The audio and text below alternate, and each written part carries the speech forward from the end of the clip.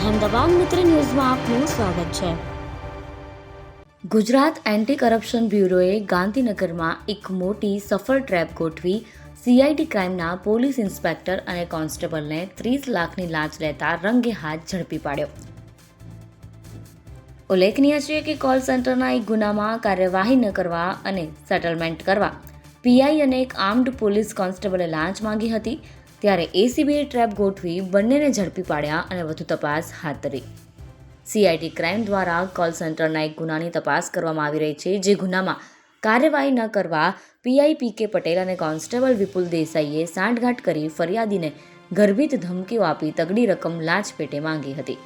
હાલમાં તો CID ક્રાઇમના PI અને કોન્સ્ટેબલના લીધે ખાખીની આબરૂના ધજાગરા ઉડી ગયા છે। સીઆઈડી ક્રાઇમ ગાંધીનગર દ્વારા વર્ષ 2024માં ગિફ્ટ સિટી ક્લબ ગાંધીનગર ખાતેથી એક આરોપીને પકડવામાં આવેલ, જે કોલ સેન્ટર સાથે સંકળાયેલો હતો અને તેનો જે કોલ સેન્ટરનો જે કારોબાર હતો તે ગોવામાં રહી અને ચલાવતો હતો, જેથી કરી સીઆઈડી ક્રાઇમે ગોવા ખાતે રેડ કરેલી અને ગોવા જઈ અને 23 આરોપીઓને પકડી લાવેલી। ત્યારબાદ અમદાવાદમાં કોલ સેન્ટર સાથે સંકળાયેલા જે લોકો હતા તેઓની પણ ધરપકડ કરવાની શરૂઆત કરેલી અને તેમાંથી જે પકડવાના બાકી આરોપીઓ હતા એવા એક આરોપી કે જે અમારા ગામના ફરિયાદી છે, તેઓનું નામ ખોલવાની વાત કરી અને તેઓ પાસેથી આ કામના આરોપી પોલીસ ઇન્સ્પેક્ટર પીકે પટેલ કે જે સીઆઈડી ક્રાઇમ સીઆઈ સેલમાં નોકરી કરે છે, તેઓએ પહેલાં મોટી રકમની માંગણી કરેલી, જે ચોક્કસ થઈ શકતું નથી, પરંતુ ત્યારબાદ તેઓ પાસેથી 30 લાખ રૂપિયાની લાંચ લેવાનું નક્કી કરેલું, જે અંગે તેઓએ લાંચ આપવા તૈયાર ન હોય એસીબીમાં ફરિયાદ કરેલી અને એસીબીએ આજરોજ છટકું ગોઠવી અને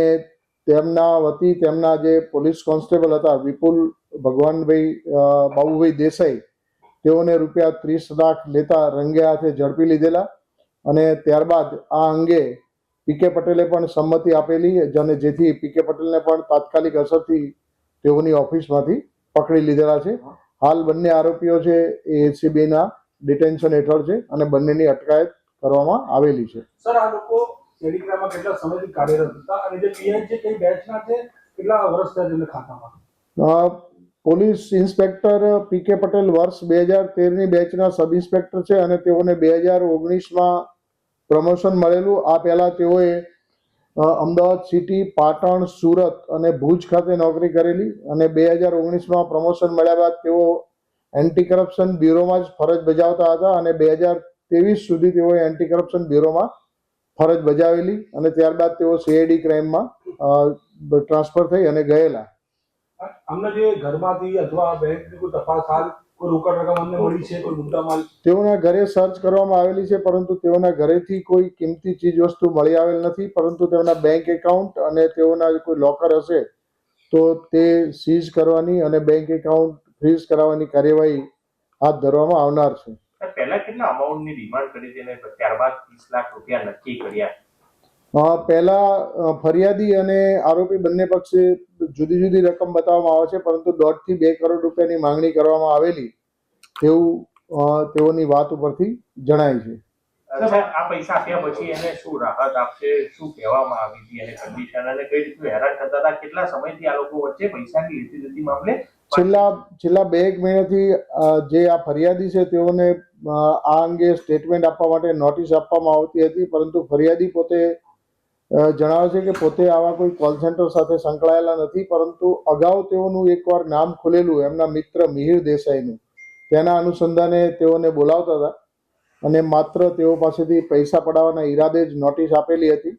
અને 2 મહિના ઉપરના સમયથી તેઓની સાથે વાટાઘાટો કરતા હતા અને અંતે ફરિયાદીએ કંટાળી અને પોતે એસીબીમાં ફરિયાદ આપેલી છે તેવું તેઓએ જણાવેલ છે। તમારે કોલ સેન્ટરનો કેસ કર્યો તેમાં કુલ કેટલા પકડાયા હતા અને આ સિવાય અન્ય કોઈ વ્યક્તિને નામ ન ખોલવા કે હેરાન ન કરવા માટે પૈસા માંગ્યા હોય એવું? આ રીતે અન્ય કોઈના નામ ન ખોલવા માટે પૈસા માંગ્યા હોય તેવી હકીકતો જ્યારે અમે ટ્રેપ કરી છે ત્યારબાદ થોડી ઘણી પ્રકાશમાં આવી છે અને આ અંગે જો કોઈની પાસે આ રીતે પૈસા માંગેલા હોય અથવા તો પૈસા લીધેલા હોય નોટિસ કરીને, તો તેઓ અમારી સમક્ષ આવી અને ફરિયાદ એસીબીને કરી શકે છે. તો અમે તેમને ન્યાય અપાવવા માટે ચોક્કસ પ્રયત્ન કરીશું. અહેમદાબાદ મિત્ર ન્યૂઝની યુટ્યુબ ચેનલને સબસ્ક્રાઇબ કરો અને બેલ આઇકોન જરૂરથી દબાવો, જેથી દરેક મહત્ત્વના વિડીયોની નોટિફિકેશન તમને મળતી રહે.